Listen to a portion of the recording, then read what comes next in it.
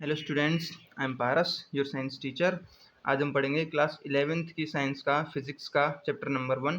ठीक है, ये फिजिक्स की फर्स्ट बुक है, तो फर्स्ट बुक का चैप्टर नंबर 1 पढ़ेंगे जिसका नाम है physical world. Okay, so let us begin. Humans have always been curious about the world around them. The night sky, with its bright celestial objects, has fascinated humans since time immemorial. The regular repetitions of the day and night, the annual cycle of seasons, the eclipses, the tides, the volcanoes, the rainbow have always been a source of wonder. मतलब इंसान के आसपास की जो चीज़ें हैं, यानी उसके आसपास का जो फिजिकल वर्ल्ड है, उसने उन सब चीज़ों के बारे में जानने के लिए बहुत ही कोशिश की और वो बहुत ही उत्सुक है, यानी क्यूरियस रहता है। जैसे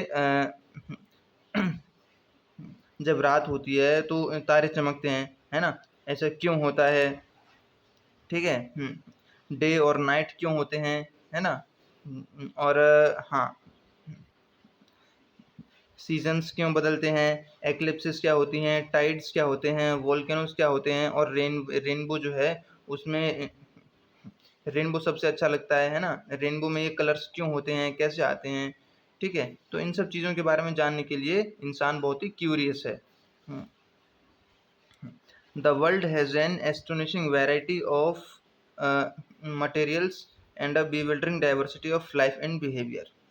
वर्ल्ड के पास जो है, यानी दुनिया में कई ऐसे मटेरियल्स और लाइफ की बिल्डिंग डाइवर्सिटीज़ हैं, यानी मतलब भौतिक चीज़ें, मतलब ऐसी-ऐसी चीज़ें हैं जिनके बारे में आप सोच भी नहीं सकते। ठीक है? The inquiring and imaginative human mind has responded to the wonder and awe of nature in different ways. ठीक है? जो मतलब ह्यूमन माइंड ने, जो कि इंक्वायरिंग और इमेजिनेटिव होता है बहुत ही ज़्यादा, वो इन सब चीज़ों की तरफ क्या हुआ है, रिस्पॉन्डेड किया है। मतलब उन्होंने इन सब चीज़ों के बारे में जानना स्टार्ट किया है, इन सब के चीज़ों के बारे में जानने की उसने कोशिश की है। ठीक है, अलग अलग रास्तों से, अलग अलग तरीक़ों से।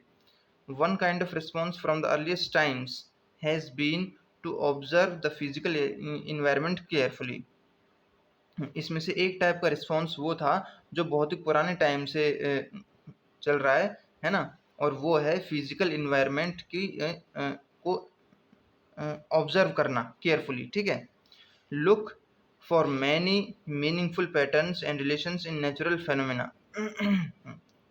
नेचुरल फेनोमेना में रेगुलर पैटर्न्स और रिलेशंस होते हैं, उनके बारे में पढ़ना, उनकी मीनिंग को समझना, and build and use new tools to interact with nature. This human endeavor led, in course of time, to modern science and technology.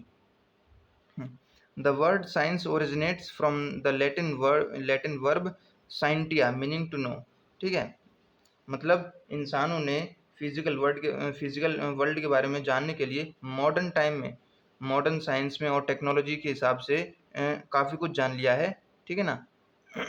और ये वर्ड जो है साइंस, ये वर्ड साइंस जो है ये लैटिन वर्ब से आया है, साइंटा से। ठीक है, साइंटा का मतलब होता है मीनिंग टू नो, मतलब साइंटा का मतलब होता है जानना। ठीक है, और संस्कृत वर्ड का है विजनान, और अरबिक वर्ड है इल्म। ठीक है, इन तीनों का मीनिंग एक ही होता है। ठीक है, जिनका मतलब होता है नॉलेज, ये नॉलेज। ठीक है, science in a broad sense is as old as human species. The early civilizations of Egypt, India, China, Greece, Mesopotamia, and many others made vital contributions to its progress. From the 16th century onwards, great strides were made in science in Europe. By the middle of the 20th century, science had become a truly international enterprise, with many cultures and countries contributing to its rapid growth. What is science, and what is the so-called scientific method? मतलब जब 16th century चल रही थी तो 16th century में कई civilizations जैसे Egypt, India, China, Greece, Mesopotamia, है ना, मेसोपोटामिया, इन्होंने साइंस की वजह से कई प्रोग्रेस, बहुत अच्छी प्रोग्रेस करी, है ना, प्रोग्रेस करी, और इन्होंने कई वाइटल कंट्रीब्यूशंस भी दिए। है ना।